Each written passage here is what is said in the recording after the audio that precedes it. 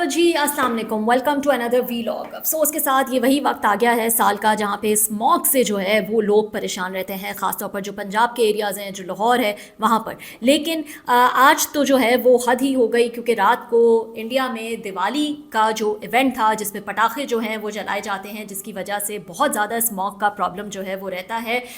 उसके बाद जो है वो रिकॉर्ड स्मॉग जो है AQI इंडेक्स जो है वो रिकॉर्ड किया गया दिल्ली में। और जाहिर है जब हम देखते हैं कि दिल्ली में या तो अगर पंजाब के आसपास के इलाकों में फसलें जलाई जाती हैं, या फिर इस किस्म की वहाँ जो कार पोल्यूशन होती है, या फिर ये जो पटाखे जला के जो पोल्यूशन होती है, उन तमाम चीज़ों का इम्पैक्ट जो है वो पाकिस्तान के जो पंजाब के एरियाज़ हैं उन पर भी नज़र आता है। तो जो दिवाली की रात थी उसके बाद जो रिकॉर्ड की गई AQI इंडेक्स दिल्ली का हाईएस्ट इंडेक्स जो है वो नज़र आया, 772 नज़र आया, ये नई दिल्ली का एयर क्वालिटी इंडेक्स। और भारत का ये जो त्यौहार था, ये लाहौर समेत पाकिस्तान के जो मशरकी शहर हैं उनकी भी फ़िज़ा में आलूदगी का जो है वो बाइस बना है।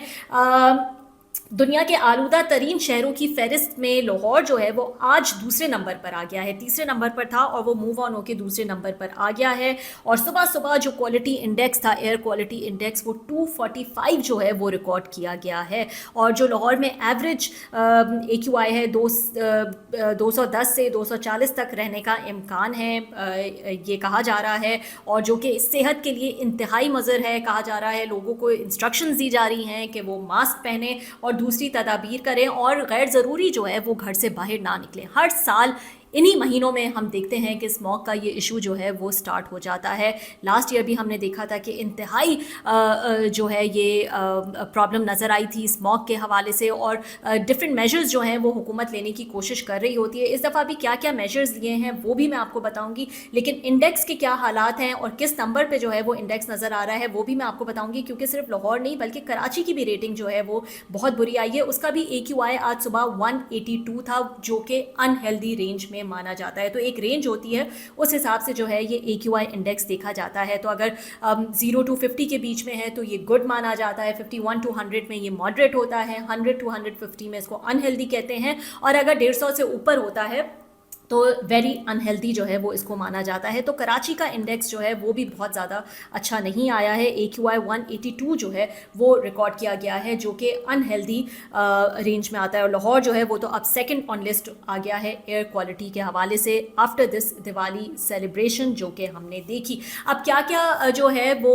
इकदाम इस हवाले से लिए जा रहे हैं। ज़ाहिर है जो लोग अपने पास से कर सकते हैं, मास्क पहन लेना, गैर ज़रूरी घर से बाहर जो है वो ना निकलें, एयर प्योरीफायर जो है वो घर में यूज़ करें। तो ये कुछ इकदाम हैं जो लोग करने की कोशिश करते हैं। लेकिन मुझे अच्छी तरह याद है कि लास्ट ईयर भी जो भी हमारे लाहौर में जानने वाले थे उनका कहना था कि सांस लेना तक जो है वो मुश्किल हो जाता है। और जो एल्डरलीज़ हैं, जो बड़े बूढ़े हैं, उनके लिए ख़ास तौर पर जो है वो बहुत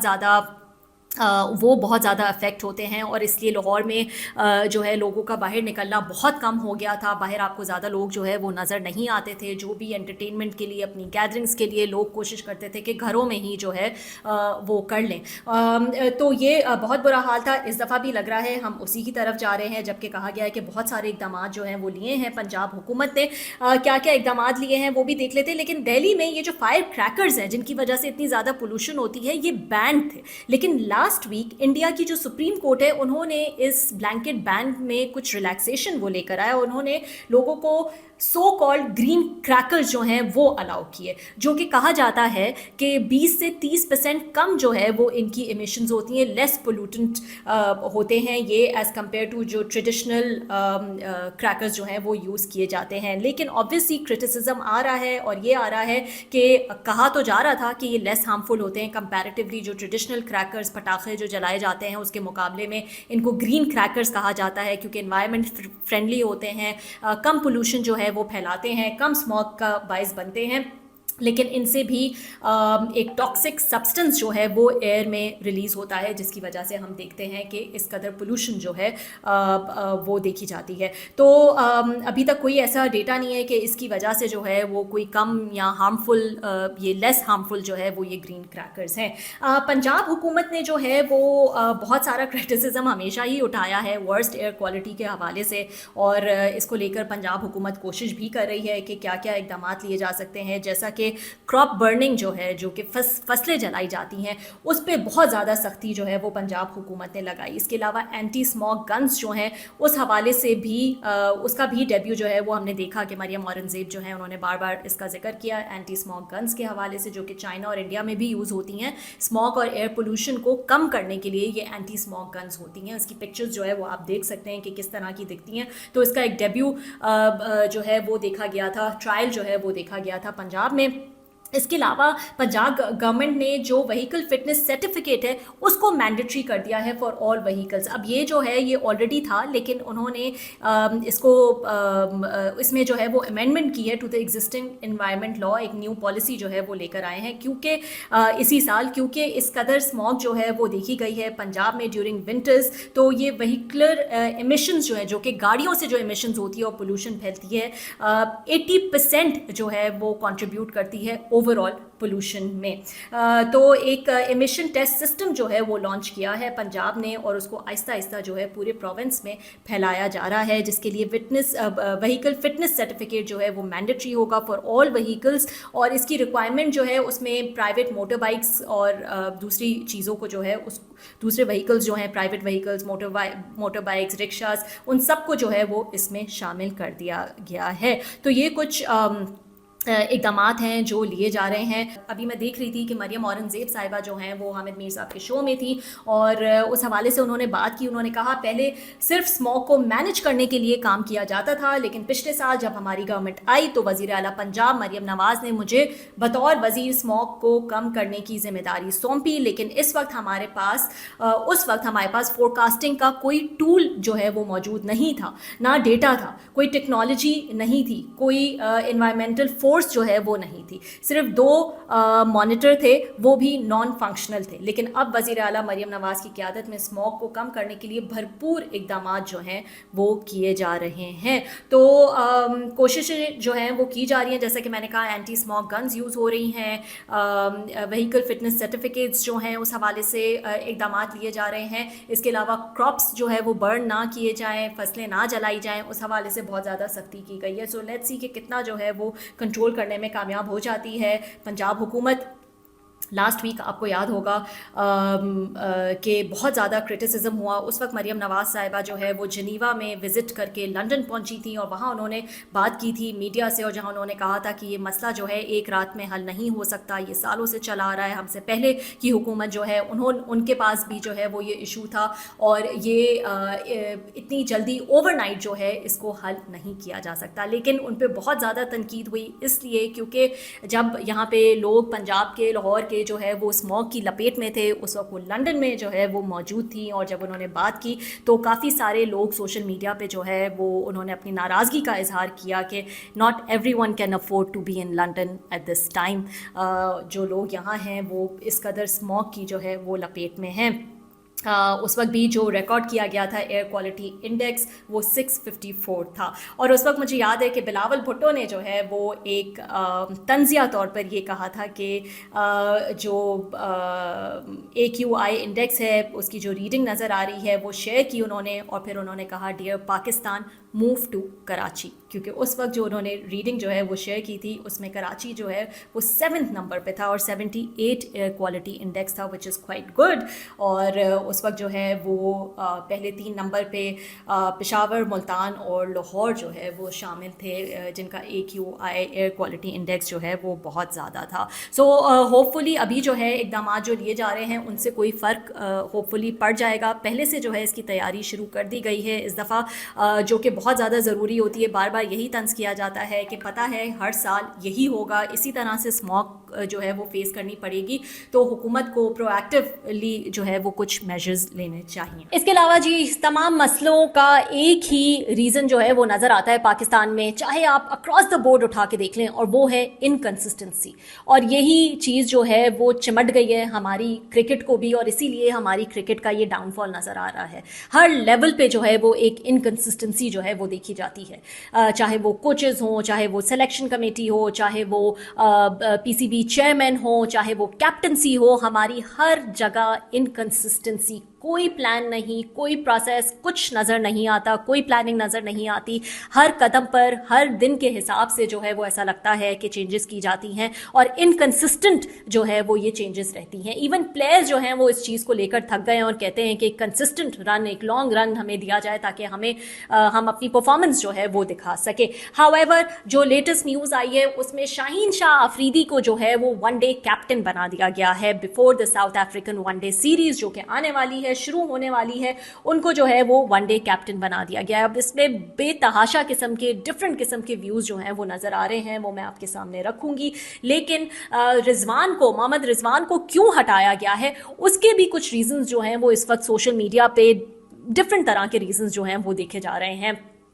अल्लाह जाने क्या सच्चाई है इसमें, क्यों उनको हटाया गया है, क्या इसके पीछे रीज़न है। लेकिन जो रीज़न्स फ़िलहाल नज़र आ रहे हैं उसमें ये भी कहा जा रहा है कि उन्होंने माइक हैसन के सामने पैलेस्टाइन के हवाले से बात की, सपोर्ट किया या कोई ऐसी बात की, और क्योंकि माइक हैसन को इस किस्म का कल्चर अपनी टीम में नहीं चाहिए, तो इसलिए उन्होंने डिसाइड किया कि रिजवान को जो है वो कैप्टनसी से हटा दिया जाए। One reason. सेकेंड रीज़न जो नज़र आ रहा है और काफ़ी लोग इस पर बात कर रहे हैं और बहुत अरसे से बात कर रहे हैं, वो ये कि रिजवान जो हैं वो बेटिंग और सरोगेसी के सख्त खिलाफ हैं, बेटिंग वेबसाइट्स को स्पॉन्सर करने से मना कर देते हैं, इसलिए जो है रिजवान को साइडलाइन कर दिया गया है। डॉक्टर नौमान से अक्सर हमारी बात होती रहती है, पॉडकास्ट पे आते रहते हैं, उन्होंने भी बार बार इस बात का जिक्र किया था कि बाबर और रिजवान सख्त खिलाफ हैं सरोगेसी के, और यही वजह है कि उनको जो है वो साइडलाइन कर दिया जाता है, और बहुत सारे लोगों को जो है वो खटकते हैं क्योंकि वो सरोगेसी और बेटिंग पे बहुत स्ट्रॉन्ग जो है वो स्टैंड लेते हैं। तो ये भी एक वजह जो है वो बताई जा रही है कि इसलिए जो है वो रिजवान को साइडलाइन कर दिया गया है।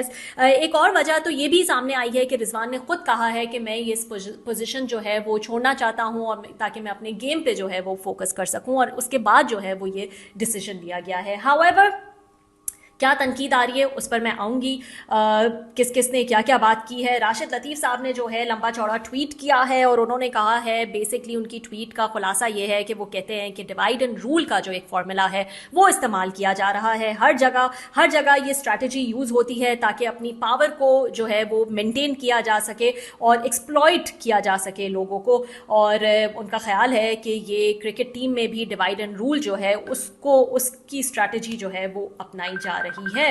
उन्होंने कहा Pakistan is the only country that can not even produce a decent captain और लीडर।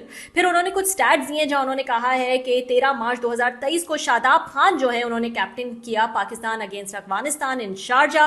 फिर 15 नवंबर को 2023 में जो है बाबर आजम ने रिजाइन कर दिया from captaincy in all 3 formats of the game. फिर 15 नवंबर 2023 को बाबर आजम ने जो है वो रिजाइन किया फ्रॉम कैप्टनसी। फिर 15 नवंबर 2023 को पाकिस्तान ने अपॉइंट किया शाहीन शाह आफरीदी को as a new T20 captain, और फिर 29 मार्च 2024 को जो है वो शाहीन को रिमूव भी कर दिया गया as a white ball captain. और फिर उसी साल जो है मार्च में बाबर आजम को अनाउंस किया गया as a world cup captain 2024, और अक्टूबर में बाबर आजम ने भी रिजाइन कर दिया, और उसके बाद जो है वो रिजवान अक्टूबर में ही वाइट बॉल कैप्टन जो है वो बन गए। फिर मार्च में सलमान अली आगा को जो है वो T20 कैप्टन बना दिया गया, और अक्टूबर 2025 में अब शाहीन शाह आफरीदी को जो है वो ODI कैप्टन जो है वो बना दिया गया है। अब बहुत सारे लोगों ने इस पर तनकीद की है। आमिर ने भी कहा है कि I don't think Rizwan has been treated fairly. उनका कहना है he is not a bad one day captain. उन्होंने पाकिस्तान को साउथ अफ्रीका और ऑस्ट्रेलिया में सीरीज़ जितवाई, और जो कि बहुत बड़े बड़े कैप्टन जो हैं वो ये नहीं कर पाते हैं। उनका ये कहना था कि captaincy should not depend on just one good और बैड सीरीज़। जैसे कि मैंने कहा कि इनकन्सिस्टेंसी नज़र आती है एक सीरीज़ की बिना पर। जब शाहीन शाह आफरीदी को T20 कैप्टन बनाया गया न्यूजीलैंड का, उसके बाद उनको भी जो है वो बदल दिया गया था। तो अगर वो इतने ही अच्छे कैप्टन थे और इतनी ही उनमें लीडरशिप क्वालिटीज़ थी तो उनको हटाया क्यों गया? जब उस वक्त जो है वो उनको T20 कैप्टन बना दिया गया था, तो उनको उससे हटाकर सलमान अली आगा को T20 कैप्टन क्यों लगाया गया, जबकि वो तो उस फॉर्मेट में फिट ही नहीं है। तो ये कुछ चेंजेस जो हैं वो बहुत एडहॉक चेंजेस जो है वो नज़र आती हैं, और ये चेंजेस देख के पता चलता है कि कोई थॉट प्रोसेस जो है वो इसके पीछे नहीं है। मोहम्मद आमिर ने जैसे कहा कि captains are not made overnight, it takes 2 to 3 years to build captain, और Rizwan is a smart captain and has that knack for leadership. Obviously सिर्फ गेम नहीं, लीडरशिप क्वालिटीज़ जो है वो भी देखनी चाहिए। और उन्होंने कहा कि अगर आपने शाहीन को जो है ODI के लिए कंसिडर करना ही था फॉर कैप्टनसी, तो पहले उसको वाइस कैप्टन बनाते और फिर उसकी लीडरशिप एबिलिटीज़ और वो सब देखी जाती, और फिर आप जो है वो उसको बेशक कैप्टन भी बना देते। तो पहले आप उसको वाइस कैप्टन जो है वो बनाकर देखते। अब जो 3 मैच सीरीज आ रही है साउथ अफ्रीका की, उसमें शाहीन जो है वो वनडे कैप्टन होंगे पाकिस्तान के लिए। अंसार अब्बासी साहब ने भी इस पे तनकीद की। उन्होंने कहा ये नेपोटिज्म है, नेपोटिज्म हैज़ डिस्ट्रॉयड पाकिस्तान, और मोहम्मद रिजवान जो है वो नेपोटिज्म का ही शिकार हो गए हैं। सो बेसिकली आई थिंक वो यही कहना चाह रहे थे कि क्योंकि वो शाहिद आफरीदी साहब के दामाद हैं, इसलिए जो है वो उनको ये कैप्टनसी और ये रोल जो है वो दे दिया गया है। उनकी क्या गलती है? क्या उनकी ये गलती है that he has refuse to be part of the batting culture. तो उन्होंने भी बैटिंग के हवाले से जो है वो हिंट दी है कि he has refuse to be part of batting culture, और इसलिए जो है वो उनको शायद रिमूव कर दिया गया है। सो कोई थॉट प्रोसेस नहीं है। जैसे मैंने कहा कि शाहीन को जो है वो कैप्टन बना दिया गया है, और अगर शाहीन को ही कैप्टन बनाना था, 3 दफ़ा उन्होंने ज़बरदस्त कलंदर्स, लाहौर कलंदर्स की जीत जो है वो लेकर आए हैं T20 में। तो T20 फॉर्मेट का बना देते, वहाँ से आपने उनको रिमूव करके सलमान अली आगा को जो है वो वहाँ पे आपने लगा दिया। फिर ये भी नहीं भूलना चाहिए शाहीन शाह अफरीदी जो हैं वो फास्ट बॉलर्स हैं, across the world fast bowlers they prefer कि वो टेस्ट खेलें, फिर T20 खेलें। T20 का वर्ल्ड कप हर 2 साल बाद होता है। अगर शाहीन को वनडे का कैप्टन लगा दिया गया है तो वो अक्रॉस ऑल 3 फॉर्मेट्स कैसे खेलेंगे, कब रेस्ट लेंगे, फास्ट बॉलर्स के लिए बहुत ज़रूरी होता है। तो क्या इसके पीछे थॉट प्रोसेस है, वो फिलहाल जो है वो नज़र नहीं आ रहा है। Let's see, good luck to Pakistan once again. चाहे हमारे कोचेस के हवाले से बात हो, चाहे आप 50-50 लाख के मेंटोर्स जो है वो लेकर आ जाएं, क्यों लेकर आते हैं? कोचेस को इतनी जल्दी जल्दी क्यों बदल दिया जाता है? कभी कहते हैं कि लोकल कोच होना चाहिए, कभी कहते हैं फॉरेन कोच होना चाहिए, और उसमें जो है वो आप हर थोड़े अरसे बाद जो है वो चेंजेस करते रहते हैं। तो आई डोंट नो, कंसिस्टेंसी जब तक नज़र नहीं आएगी, जब तक आप हर पोस्ट पे हर जो सिलेक्शन आप करते हैं उस पे अगर आप लॉन्ग रन नहीं देंगे, चाहे वो मैनेजमेंट में हो, चाहे वो प्लेयर्स में हो, चाहे वो कैप्टनसी में हो, चाहे वो उस रोल में हो जिस रोल में जो है वो प्लेयर खेल रहा है, जिस नंबर पे वो प्लेयर खेल रहा है, अगर आप कंसिस्टेंसी नहीं देंगे तो आप कभी भी जो है वो रिजल्ट्स नहीं देख सकेंगे।